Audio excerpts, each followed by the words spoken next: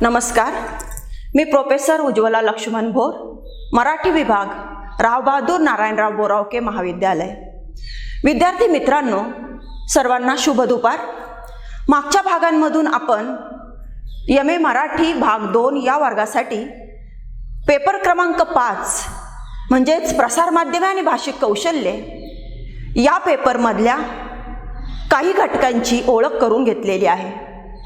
त्या घटकांचं स्वरूप आपण जाणून घेतलेलं आहे। त्यामध्ये प्रसारमाध्यमांचे वर्गीकरण आणि प्रकार हा असा एक जो घटक आपण पाहिलेला आहे, त्यामध्ये प्रसारमाध्यमांचे वेगवेगळे प्रकारही आपण समजून घेतलेले आहे।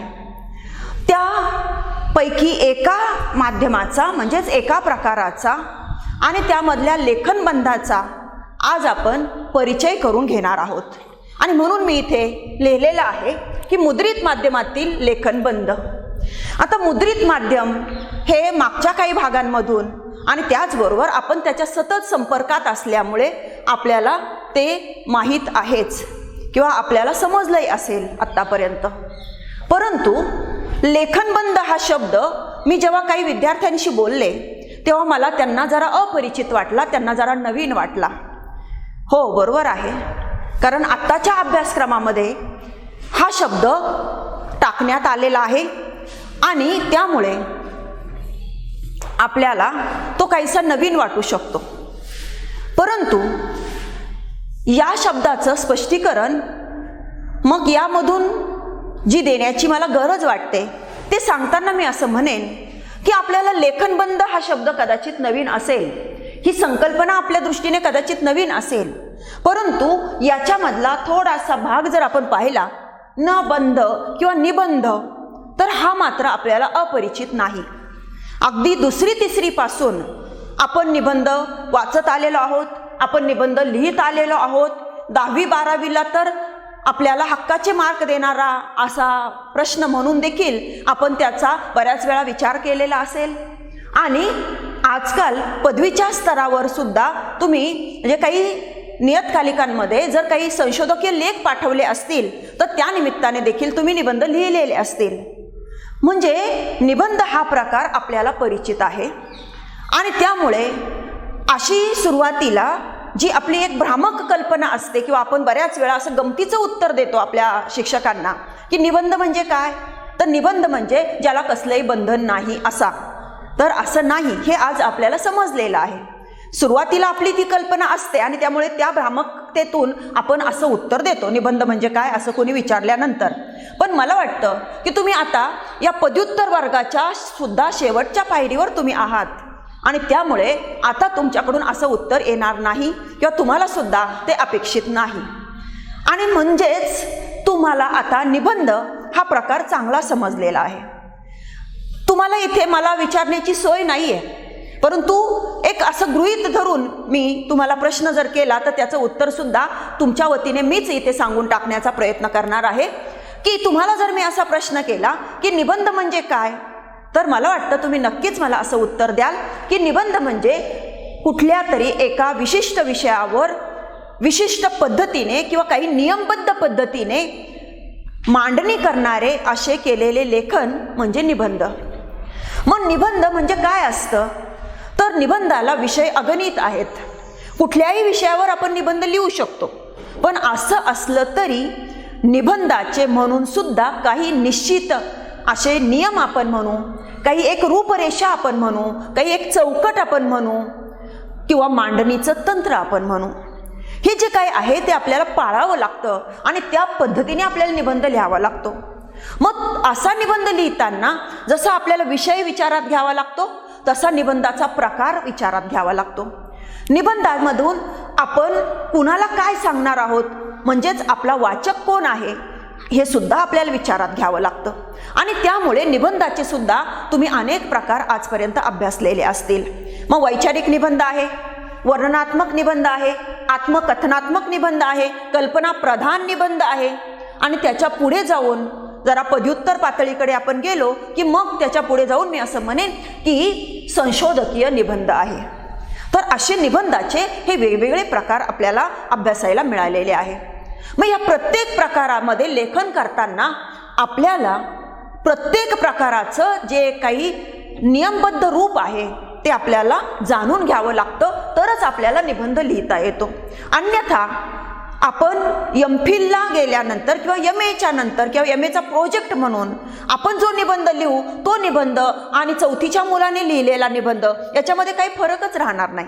परंतु आपल्याला हे माहीत आहे की चौथीच्या मुलाने निबंध जो लिहिलेला असतो तो निबंध आणि संशोधकीय निबंध यांच्या लेखन पद्धतीमध्ये, यांच्या नियमबद्धतेमध्ये फरक आहे.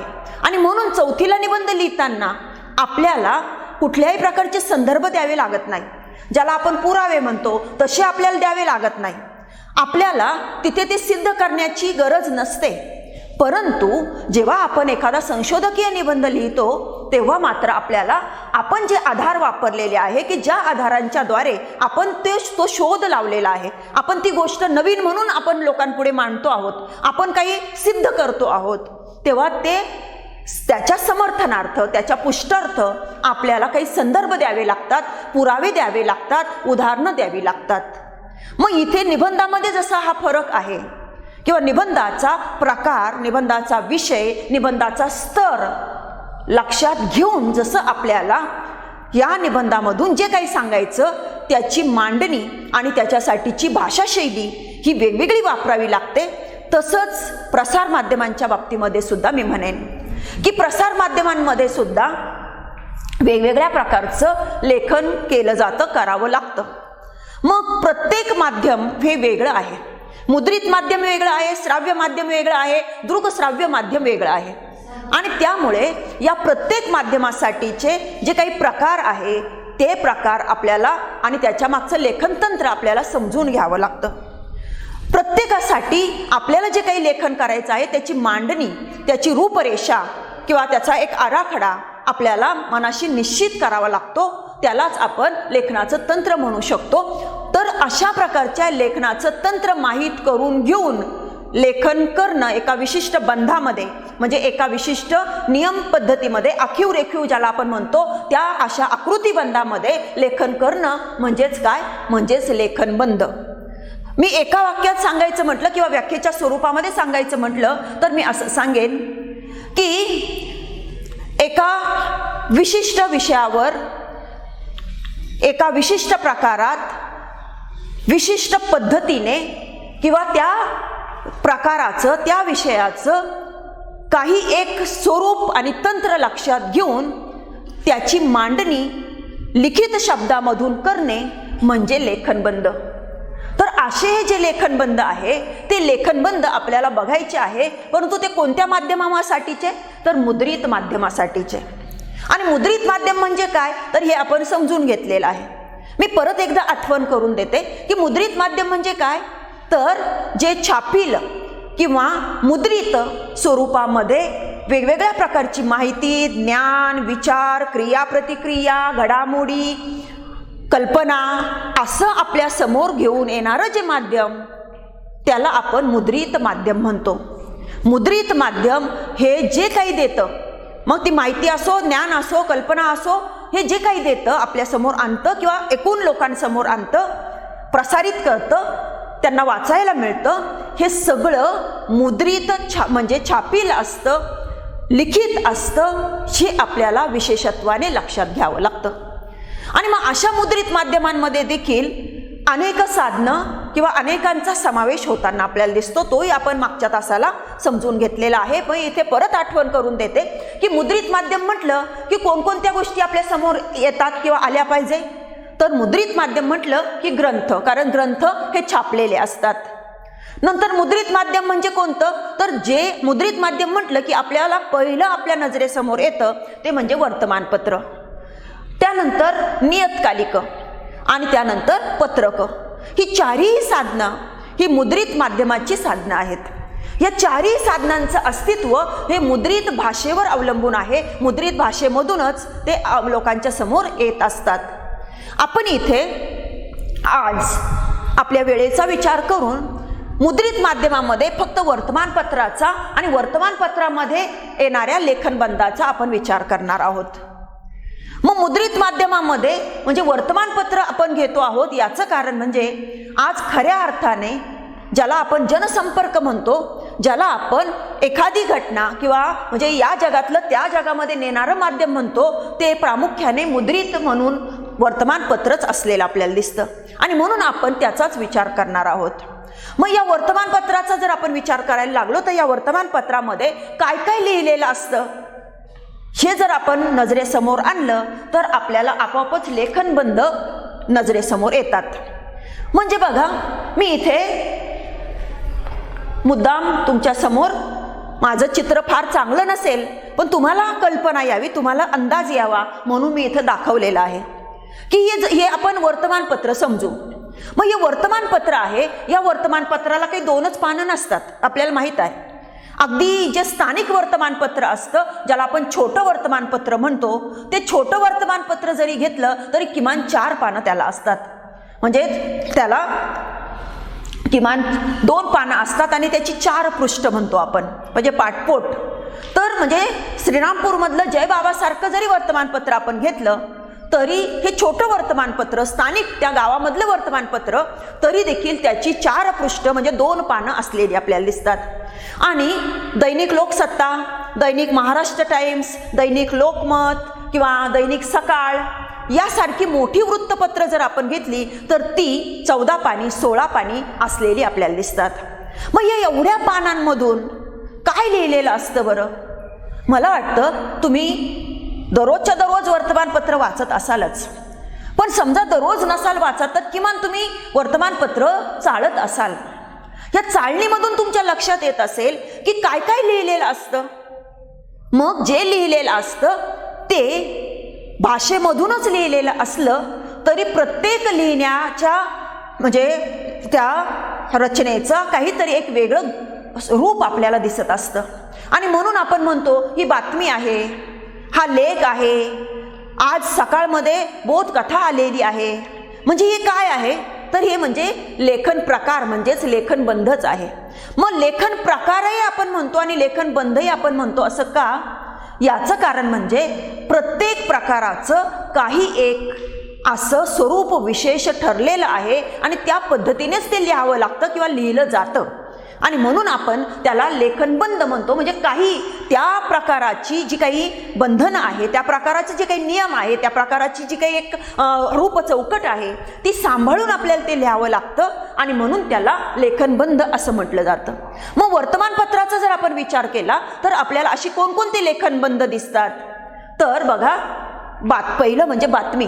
कारण मी मागेही सांगितलंय की वृत्तपत्र म्हटलं की त्याच्यामध्ये सगळ्यात महत्त्वाची असते ती म्हणजे बातमी किंवा वृत्त. त्याच्यावरून तर वृत्तपत्राला वृत्तपत्र असं म्हटलं जातं. ही बातमी म्हणजे काय असते तर वर्तमान काळामध्ये जगामध्ये ज्या काही घडामोडी घडतात, आपल्या परिसरामध्ये ज्या काही घडामोडी घडतात त्या घडामोडींची माहिती आपल्यापर्यंत पोहोचविणारं असं म्हणजे ते वृत्त असतं. आणि म्हणूनच याला वर्तमानपत्र असं सुद्धा म्हटलं जातं. म्हणजे वर्तमानकालीन घडामोडींची ताजी नुकतीच झालेली अशी माहिती आपल्यापर्यंत पोहोचविणारं असं जे काही आहे ते म्हणजे वृत्त आणि ते ज्या पत्रातून येतं ते म्हणजे वृत्तपत्र. मग अशा या वृत्तपत्रामध्ये प्राधान्य असतं ते बातमीला किंवा वृत्ताला आणि म्हणून वृत्त किंवा बातमी हा वृत्तपत्राचा प्राण म्हटला जातो, जीव म्हटला जातो. मला वाटतं मागे हा उल्लेख केलेला आहे की बातमीशिवाय वृत्तपत्राला अस्तित्व नाही. कारण मुळात त्याची निर्मितीच झाली हे असं काहीतरी वृत्त देण्यासाठी, जगामध्ये ज्या घडामोडी घडतात त्या लोकांपर्यंत पोहोचविण्यासाठी. आणि त्यामुळे सर्वात महत्त्वाची असते ती बातमी. किंवा मी मागे असाही उल्लेख केलेला आहे वृत्त किंवा या मुद्रित माध्यमाचा थोडासा इतिहास सांगताना की सुरुवातीला जी वृत्तपत्र निघाली त्यांच्यामध्ये फक्त बातम्या असायच्या, हे बाकीचं नसायचं. कारण मुळात त्यांची निर्मितीच बातम्या देण्यासाठी झालेली होती. परंतु जसजसं जग विकसित होत गेलं, तंत्रज्ञान देखील विकसित होत गेलं आणि शिक्षितांची संख्या देखील वाढत गेली, तसतशा गरजा सुद्धा वाढत गेल्या. वाढत्या गरजा, वाढतं तंत्रज्ञान, वाढता व्यवसाय आणि या सगळ्यांचा परिणाम म्हणून वृत्तपत्रामध्ये सुद्धा बातमीशिवाय इतर गोष्टी म्हणजेच इतर लेखनबंध सुद्धा यायला लागले. मग बातमीच्या बरोबर आला तो म्हणजे अग्रलेख, की आजही आपण अनेक उदाहरणांचा म्हणजे अनेक कारणांसाठी उदाहरण म्हणून शीमा परांजपेंच्या अग्रलेखाचं उदाहरण आपण देतो. लोकमान्य टिळकांच्या तर कितीतरी अग्रलेखांची शीर्षकं आपल्याला सगळ्याला पाठ असतील की सरकारचे डोके ठिकाणावर आहे काय, पुनश्च हरिओम वगैरे वगैरे.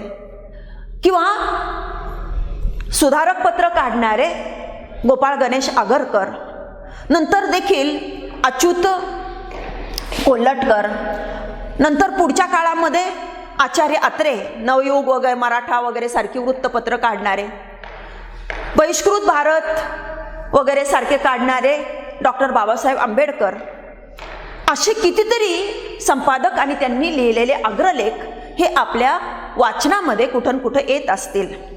म्हणजे असे बातमीनंतरचा लेखनबंध म्हणजे अग्रलेख. मग अग्रलेख हा स्वतंत्र भाग आहे, बातमी हा स्वतंत्र भाग आहे. बातमीमध्ये वर्तमानकालीन घडामोडच सांगितलेली असते, पण बातमी ही वस्तुनिष्ठ असते. जे झालं, जसं झालं, जेवढं झालं तेवढंच सांगणारी असते. अग्रलेख हा देखील वर्तमानकालीन जीवनामधल्या घडणाऱ्या घडामोडीवरच असतो, परंतु अग्रलेख हा केवळ वस्तुनिष्ठ नसतो, तर तो भाष्यात्मक असतो, चिकित्सक असतो, अजून बरंच काही म्हणता येईल. तर म्हणजे या पद्धतीने आपल्याला लक्षात घ्यावं लागतं की बातमी ही जरी वर्तमान काळातलंच सांगत असली, अग्रलेख देखील वर्तमान काळातल्या घडामोडीवरच लिहिलेला असला तरी बातमी ही पुन्हा बातमीदाराने लिहिलेली असते, संपादकाने ती फक्त संपादित केलेली असते. पण अग्रलेख हा संपादकाने स्वतः लिहिलेला असतो आणि तो त्याच्या दृष्टिकोनाचा, बुद्धीचा, त्याच्या व्यासंगाचा असा बऱ्याच काय गोष्टींचा तो म्हणजे एक प्रकारे प्रदर्शित करत असतो. मग असा अग्रलेख, आता नुसता लेख जरी म्हटले तरी वृत्तपत्रामध्ये अनेक प्रकारचे लेख आपल्याला दिसतात. मग जसा अग्रलेख आहे तसाच संपादकीय लेख आहे, तसाच वृत्तलेख किंवा ज्याला आपण फीचर म्हणतो, फीचर रायटिंग इंग्रजीमध्ये ज्याला म्हटलं जातं ते, तर वृत्तलेख आहे, फीचर आहे. आणि स्तंभ ज्याला आपण स्तंभलेख म्हणतो किंवा सदर असं सुद्धा म्हणतो ते सुद्धा आहे. मी इथे बघा, तुम्हाला जर बारकाईने दिसत असेल तर मुद्दाम एक बारीक टिंबांची रेष मारलेली आहे, कारण हा सगळा भाग हा लेखांचा आहे, म्हणजे सगळे लेखच आहे. मग तरीही मी त्याला वेगवेगळ्या रूपामध्ये लिहिलेलं आहे, वेगवेगळे लेखनबंध म्हणून मी त्याला सांगितलेलं आहे. याचं कारण म्हणजे या प्रत्येक लेखाचं म्हणजे या लेखनबंधाचं स्वरूप वेगळं आहे. अग्रलेखापेक्षा संपादकीय लेख वेगळा असतो, संपादकीय लेखापेक्षा वृत्तलेख वेगळा असतो, वृत्तलेखापेक्षा ज्याला आपण स्तंभ किंवा सदर म्हणतो ते वेगळं असतं. प्रत्येकामागचा हेतू, लिहिण्यामागचा हेतू वेगळा असतो. प्रत्येकामध्ये जे काही लिहिलं जातं ते वेगळं असतं. प्रत्येकाचे विषय वेगवेगळे असू शकतात. प्रत्येकाचा वाचक सुद्धा थोड्याफार फरकाने स्वतंत्र असा असू शकतो आणि प्रत्येकासाठी वापरायची भाषा सुद्धा काही प्रमाणामध्ये ही वेगवेगळी असते. आणि त्यामुळेच जरी सगळे लेखच असले तरी आपल्याला त्यांचा वेगवेगळे लेखनबंध म्हणून विचार करावा लागतो. प्रत्येकाचा लेखनबंध म्हणजे प्रत्येकाची लिहिण्याची पद्धती, प्रत्येकाच्या विषयाचा, आशयाचा विचार हा आपल्याला करावा लागतो. आणि प्रत्येकासाठी भाषा कशी वापरायची हे सुद्धा आपल्याला निश्चित करावं लागतं किंवा आपल्या मनाशी एक साधारणतः आपल्याला ठरवून घ्यावं लागतं आणि त्या पद्धतीने आपल्याला लिहावं लागतं. उदाहरण म्हणून मी सांगेल, पुढे आपण सविस्तरपणाने ते घेणार आहोतच, परंतु इथे उदाहरण म्हणून मी सांगेल की समजा बातमी. मग बातमीमध्ये बातमीची भाषा ही मी बातम्यांचे जसे प्रकार सांगितले, हॉट न्यूज, सॉफ्ट न्यूज किंवा म्हणजे स्थानिक बातमी, आंतरराष्ट्रीय बातमी, तर या बातमीच्या प्रकारानुसार किंवा स्तरानुसार बातमीची भाषा सुद्धा बदलत जाते. म्हणजे बघा, जर आंतरराष्ट्रीय स्वरूपाची बातमी असेल तर तिथे अगदीच मामूली ज्याला आपण म्हणतो आपल्या गावखेड्यावरची ती भाषा तिथे येऊन चालत नाही. तिथे भाषा जरा प्रगल्भ असावी लागते, प्रौढ असावी लागते, जरा आपलं ज्ञान तिथे म्हणजे समोरच्याला किंवा वाचणाऱ्याला जरा त्याची जाणीव होईल या पद्धतीने ती लिहावी लागते. आणि म्हणून आंतरराष्ट्रीय बातम्या ह्या कुणीही आपला गावातला वार्ताहर लिहित नाही किंवा एक साधा बातमीदार लिहित नाही, तर आंतरराष्ट्रीय बातम्या हा खास प्रतिनिधी जो असतो तो लिहित असतो. परंतु साधी बातमी असेल, आपल्या गल्लीतली, आपल्या कॉलनीतली एखादी घटनेबद्दल सांगणारी बातमी असेल तर त्याला थोडी साधी सुधी भाषा चालू शकते. आणि मुळात ती बातमी वाचणारा वाचक वर्ग मोठ्या प्रमाणात असतो, तो स्थानिक परिसरातला स्थानिक लेव्हलचा, आणि त्यामुळे त्याच्यासाठी सुद्धा त्या पद्धतीने भाषा वापरावी लागते. आता बातमीची भाषा मात्र ती जरा वरच्या लेव्हलची म्हणू आपण किंवा अगदी स्थानिक गाव पातळीवरची म्हणू आपण, अशी वेगवेगळी जरी वापरली जात असली तरी कुठल्याही बातमीमध्ये एक वस्तुनिष्ठता असावी लागते, एक ताजेपणा असावा लागतो, तात्कालिकता असावी लागते. म्हणजे एखाद्या आठवड्याच्या आत जे घडलेलं आहे तेवढंच बातमीमधून सांगितलं जातं, आणि जे घडलं, जिथं घडलं, जसं घडलं तसंच तेवढंच सांगितलं जातं. तिथं बातमीदाराला आपल्या मतांचं प्रदर्शन करता येत नाही, आपली मतं तिथे मांडता येत नाही, किंवा त्याला त्याची चिरफाड ज्याला आपण म्हणतो, विश्लेषण आपण म्हणतो त्या घटनेचं विश्लेषण, त्याच्या मागची कारणं वगैरे हे बातमीदाराला किंवा बातमीमध्ये येत नाही. बातमीदाराला ते सांगता येत नाही किंवा बातमीदाराने ते सांगायचं नसतंच, कारण बातमीमध्ये ती अपेक्षा नसते. परंतु अग्रलेख म्हटला की मग मात्र तिथे संपादकाने हे सर्व मांडायचं असतं. म्हणजे एखादी घटना, त्या घटनेमागची कारणमीमांसा त्याने करायची असते, त्याची चिकित्सा करायची असते, त्या घटनेमागचे कारणं, त्याचे परिणाम, दुष्परिणाम किंवा त्याच्या मागची संस्कृती, या सगळ्या गोष्टी अग्रलेखामध्ये संपादक मांडू शकतो. तो काय मांडतो, कसं मांडतो, किती मांडतो हे त्याच्या संपादकीय दृष्टीवर, म्हणजेच त्याचा व्यासंग, त्याची बुद्धिमत्ता, त्याची समाजाकडे बघण्याची दृष्टी, त्याची संस्कृती, या सगळ्यावर ते अवलंबून असतं. आणि त्यामुळे अग्रलेख आणि बातमी दोघंही वर्तमानकालीन जीवनाशी संबंधित असले तरी दोन्ही लेखनबंध हे वेगवेगळे आहेत. त्यांचं स्वरूप वेगळं आहे, भिन्न आहे, हे आपल्याला नीट लक्षात घ्यावं लागतं. मग इथे आत्ताचं उदाहरण जर सांगायचं म्हटलं तर, की सध्या कंगना राणावत हिच्याविषयी तुम्ही बरंच वाचत असाल. मग कंगना राणावत आज असं बोलली, काल तसं बोलली, उद्या काय बोलेन, तर या पद्धतीने. पण बातमीमध्ये कंगना राणावत काय बोलली किंवा तिने काय ट्विट केलं एवढंच फक्त सांगितलं जातं, की तिने काय ट्विट केलं, जया बच्चनने काय म्हटलं आणि त्यावर तिने मग काय ट्विट केलं एवढंच सांगितलं जाईल. तिने केलेलं ट्विट चांगलं की वाईट, तिने तसं ट्विट करावं की न करावं, तिने ट्विट केलं म्हणजे तिची संस्कृती त्यातून कशी दिसते, तिने केलेलं ट्विट कोणी किती मनावर घ्यावं घेऊ नये याविषयी बातमीमध्ये कधीही काही नसतं. परंतु अग्रलेखामधून मात्र हे असं जे ट्विट करणारे आणि त्यांची जी टिवटिव म्हटली जाते ट्विटर, तर त्याच्याविषयी मात्र संपादक काही मांडू शकतो, की कंगना राणावतची ही टिवटिव ही किती महत्त्वाची आहे किंवा बिनमहत्त्वाची आहे किंवा क्षुद्र आहे याच्याविषयीचं भाष्य हा संपादक अग्रलेखांमधून मात्र करू शकतो. त्याच्यामधून आपल्या समाजाची एकंदरीत जी स्थिती आहे ती कशी आहे, आपला समाज देखील कशाला महत्त्व देतो, कशाला देत नाही, समाजाने कोणत्या गोष्टी मनावर घ्याव्या, कोणत्या घेऊ नये, समाजाची प्रगल्भता कशामध्ये आहे, अशा अनेक पैलूंच्या अनुषंगाने हा संपादक अग्रलेखामधून आपले विचार मांडू शकतो. म्हणजे तुम्हाला इथे लक्षात येईल की बातमीमध्ये ही गोष्टी नाही येऊ शकत की ज्या अग्रलेखामध्ये येत असतात, कारण हे दोन्हीही लेखन प्रकार, दोन्ही लेखनबंध हे वेगळे आहे. त्यांना त्यांचं म्हणून काही एक निश्चित असं क्षेत्र आहे. जसं आपल्या प्रत्येकाचं क्षेत्र असतं की तुम्ही जोपर्यंत विद्यार्थी आहात तोपर्यंत विद्यार्थ्याची जी कक्षा आहे ती कक्षा सांभाळूनच आपल्याला वागावं, बोलावं लागतं.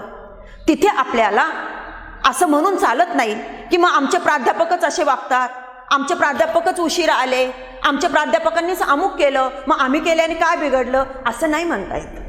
प्राध्यापकांची कक्षा वेगळी आहे, त्यांची मर्यादा वेगळी आहे, त्यांचं क्षेत्र वेगळं आहे.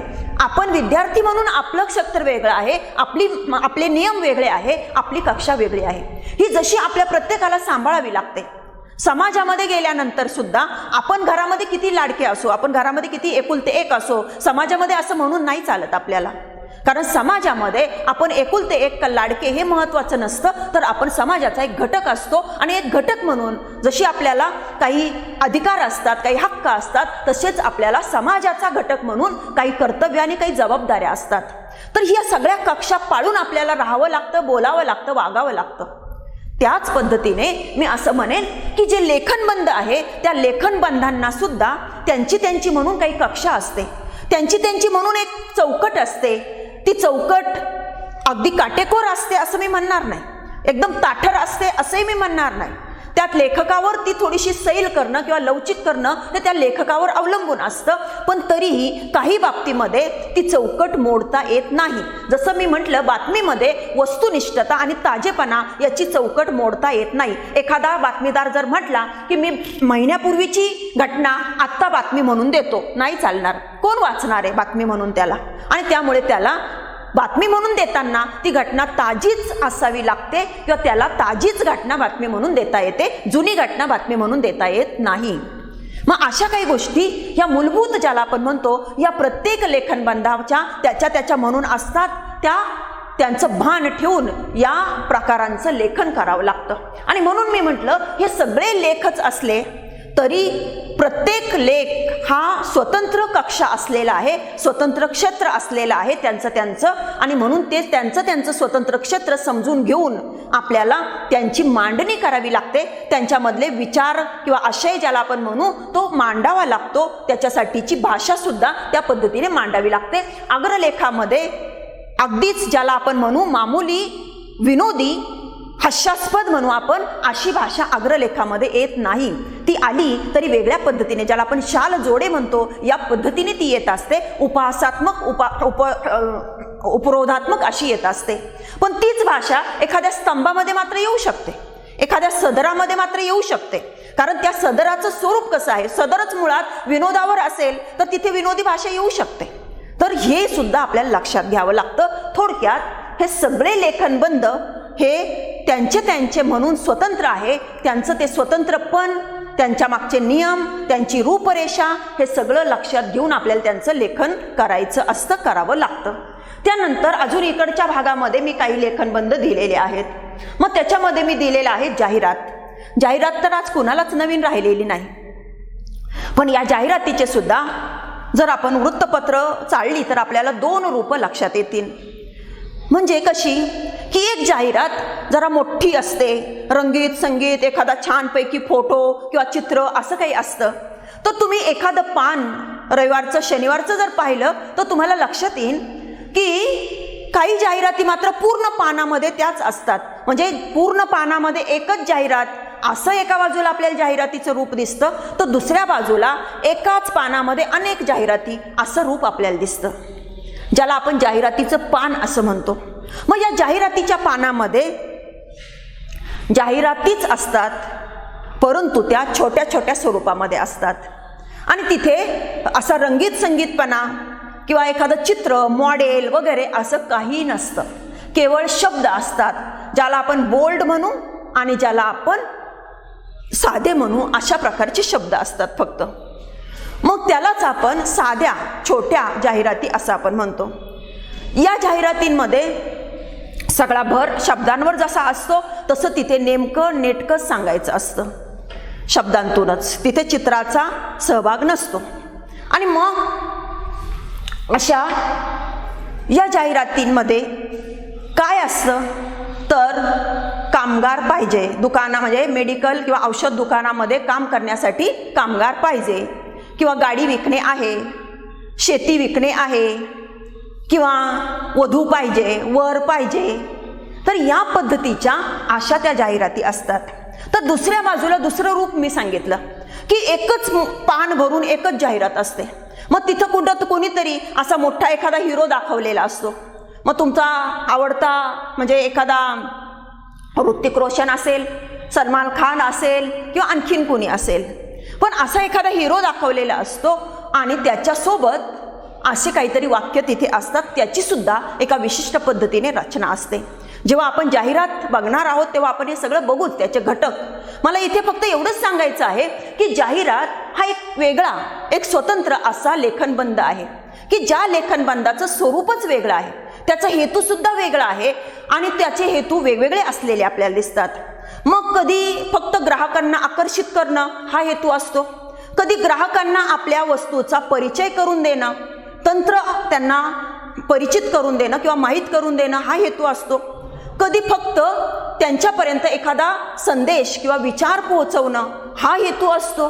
म्हणजे असे हेतू वेगवेगळे असतात आणि त्यामुळे जाहिरातीचं जे स्वरूप आहे ते सुद्धा बदलताना आपल्याला दिसतं. म्हणजे इथे जाहिरात हा एक स्वतंत्र प्रकार आहे की ज्याच्यामध्ये जरी वृत्तपत्रामधला तो प्रकार असला तरी त्याच्यामध्ये ताजेपणा, शिळेपणा याचा काही संबंध येत नाही, जसा बातमीमध्ये येतो तसा. आणि जाहिरात ही एक विकण्याची गोष्ट आहे, त्यामुळे विक्रय कला म्हणून आपल्याला तिचा विचार करावा लागतो आणि त्या पद्धतीने आपल्याला जाहिरात संहिता, लेखन ज्याला म्हटलं जातं ते समजून घेऊन आपल्याला जाहिरात लिहावी लागते. ही जाहिरात लिहिण्यासाठी आपण जरी शब्दातून ते लिहित असलो तरी आपल्याजवळ कल्पकता असावी लागते. आपल्याजवळ ज्याला आपण प्रतिभा म्हणतो ती काही अंशी आपल्याला असावी लागते. आपल्या समोर समाजाचं निरीक्षण असावं लागतं, कारण निरीक्षणामधून अनेक चांगल्या प्रकारच्या स्लोगन ज्याला आपण म्हणतो, चांगल्या प्रकारच्या जाहिराती आपण म्हणतो ते आपण करू शकतो. मी एक उदाहरण देईन की मागे पितांबरीची एक जाहिरात होती, त्याच्यामध्ये वाक्य असायचं, बायको गेली माहेरी पितांबरी काम करी. हे वाक्य किंवा या ज्याला आपण घोषवाक्य म्हटलं ते कुठून आलं तर समाजाचं निरीक्षण करण्यामधून. कारण आपल्या समाजामध्ये आजही विशेषतः भांडी घासण्याचं काम पुरुष करत नाहीत आणि त्यामुळे पितांबरी आणि स्त्री यांचं जणू काही सख्य असलेलं आपल्याला दिसतं. मला वाटतं या जाहिरात संहिता लिहिणाऱ्याला हे सख्यच नजरेला आलं असावं आणि त्याच्यामधून त्याने आपलं लक्ष वेधून घेणारं असं घोषवाक्य तयार केलं असावं. थोडक्यात जाहिरातीसाठी कल्पकता असावी लागते, जाहिरातीसाठी प्रतिभा असावी लागते, जाहिरातीसाठी लोकनिरीक्षण किंवा समाज निरीक्षण असावं लागतं आणि एवढं करून ज्याला आपण कलात्मकता म्हणतो, कलाकौशल्य म्हणतो ते असावं लागतं की जे बातमीसाठी असण्याची गरज नसते. यानंतर मी इथे स्फुट किंवा संकीर्ण असा शेवटचा लेखनबंध दिलेला आहे. आता स्फुट किंवा संकीर्ण असं म्हणजे काय तर बघा, हे सगळे मोठे प्रकार किंवा मोठे लेखनबंध मी सांगितले. वृत्तपत्र तुम्ही जेव्हा चालता तेव्हा पटकन तुमच्या नजरेला हे सगळे प्रकार भरत असतील, परंतु असे काही छोटे छोटे प्रकार असतात की जे बऱ्याच वेळा आपल्या लक्षात सुद्धा येत नाही. आपण बारकाईने ते वृत्तपत्र वाचलं तर आपल्याला ते लक्षात येत जातात. मग त्याच्यामध्ये काय काय असतं, कुठंतरी एखाद्या कोपऱ्यामध्ये एखादी वात्रटिका छोट्याशा चौकोनामध्ये दिलेली असते, एखादा चुटका दिलेला असतो, एखादी बोधकथा दिलेली असते, एखादा शब्द कोडं असतं किंवा अजून एखादी कविता असते. असं काहीतरी जे असतं त्याला स्फुट असं मी म्हटलेलं आहे. स्फुट म्हणजे अगदी छोटं की जे आपल्या कधी कधी नजरेत सुद्धा भरत नाही, परंतु वर्तमानपत्रामध्ये ते असतं. तर असा जो छोटा लेखनबंध की ज्याचा आवाका खूप छोटा असतो पण त्याचं सुद्धा एक विशिष्ट स्थान असतं, त्याचं सुद्धा एक विशिष्ट मर्म किंवा त्याचं सुद्धा एक विशिष्ट महत्त्व असतं त्या वृत्तपत्रामध्ये. मग कधी कधी रेसिपी दिलेली असते स्त्रियांसाठी, अमुक पदार्थाची तमुक पदार्थाची, किंवा मग काही टिप्स दिलेल्या असतात, मग आरोग्याच्या टिप्स असतील, सौंदर्य टिप्स असतील वगैरे. तर असं काय काय जे असतं छोट्या छोट्या स्वरूपामधलं. वाचकांचे पत्रव्यवहार त्याच्यामध्ये सुद्धा पत्र छोटी छोटी असतात पण तो सुद्धा एक स्वतंत्र महत्त्वाचा भाग आहे. तर असा सगळे जे छोटे प्रकार आहे त्यांना मी स्फुट म्हटलेलं आहे आणि त्यांना मी संकीर्ण म्हटलेलं आहे. संकीर्ण म्हणजे काय की ज्याचं एकच एक असं रूप नसतं, हे छोटे छोटे प्रकार असतात पण त्या प्रत्येक प्रकाराचं सुद्धा एक स्वतंत्रपण असतं, एक वेगळेपण असतं. ते लक्षात घेऊनच आपल्याला त्या प्रकारांचं लेखन करावं लागतं. म्हणजे उदाहरणार्थ वाचकांची पत्र मधलं एखादं पत्र म्हटलं तर ते छोटंच असतं पण पत्र म्हणून ते असतं. तर तेवढ्याच आकारामध्ये बोधकथा कदाचित येऊ शकते पण बोधकथा ही कथा असते. त्याचबरोबर मी आत्ता सांगितल्याप्रमाणे एखादी वात्रटिका आणि एखादा चुटका या दोन्हींनाही वर्तमानपत्रामध्ये कदाचित तेवढीच जागा असते, सारखीच जागा असते, पण तरी वात्रटिका हा कवितेतला भाग येतो आणि चुटका हा गद्याचा भाग येतो, विनोदी गद्याचा भाग येतो. म्हणजे हे छोटे छोटे जरी प्रकार असले तरी हे प्रत्येक प्रकार हा स्वतंत्र असतो, प्रत्येक प्रकार हा त्याच्या एका विशिष्ट रूपासह असतो. त्यामुळे ते रूप आपल्याला जाणून घ्यावं लागतं, माहीत करून घ्यावं लागतं, मगच आपल्याला ते लेखन करता येऊ शकतं. आणि म्हणून अशा सगळ्या लेखनबंधांचा म्हणजेच वृत्तपत्रामधून जे काही मजकूर वेगवेगळ्या प्रकारातून आलेला असतो त्या सगळ्यांचा आपण आज परिचय करून घेतलेला आहे. या सगळ्यांच्यासाठी जे लिहावं लागतं आपल्याला आधी कच्च्या स्वरूपात त्याला संहिता लेखन म्हणतात. ही संहिता लेखन किंवा संहिता म्हणजे काय या संज्ञेची सुद्धा मी मागच्या काही भागांतून ओळख तुम्हाला करून दिलेली आहे. इथे संहिता लेखन म्हणजेच लेखनबंध असं म्हणायला हरकत नाही असंही मी म्हणेन. तर असं या सगळ्या प्रकारांसाठी जे एक विशिष्ट पद्धतीचं, विशिष्ट मांडणीने आणि विशिष्ट भाषा घेऊन लेखन करावं लागतं, ते म्हणजेच त्यांची संहिता लेखन करणं, ते म्हणजेच त्यांचे लेखनबंध साकारणं, त्यांचे लेखनबंध आपण निर्माण करणं. तर अशा वेगवेगळ्या लेखनबंधांचा पण फक्त मुद्रित माध्यमापुरता, आणि त्यातही मी प्रामुख्याने घेतलं आहे इथे उदाहरणं ते वर्तमानपत्रातल्या लेखनबंधांचा आपण आज विचार केलेला आहे. हे लेखनबंध आपण समजून घेतलेले आहे. आता या लेखनबंधांचा आपल्याला एक एक म्हणून स्वतंत्रपणाने विचार पुढे करायचा आहे, आणि त्यामधून मग प्रत्येक लेखनबंध हा कसा वेगळा आहे हे समजून घेत त्याचं लेखन करायचं शिकायचं आहे. हे सगळं आपल्याला पुढच्या भागामध्ये पाहायचं आहे. आपण आज इथपर्यंत एवढंच बघितलं, तर इथे तुम्ही हे सगळं ऐकून घेतलं, तुम्ही समजून घेतलं असेल अशी अपेक्षा व्यक्त करते आणि तुमच्या सर्वांचा निरोप घेते. सर्वांना धन्यवाद.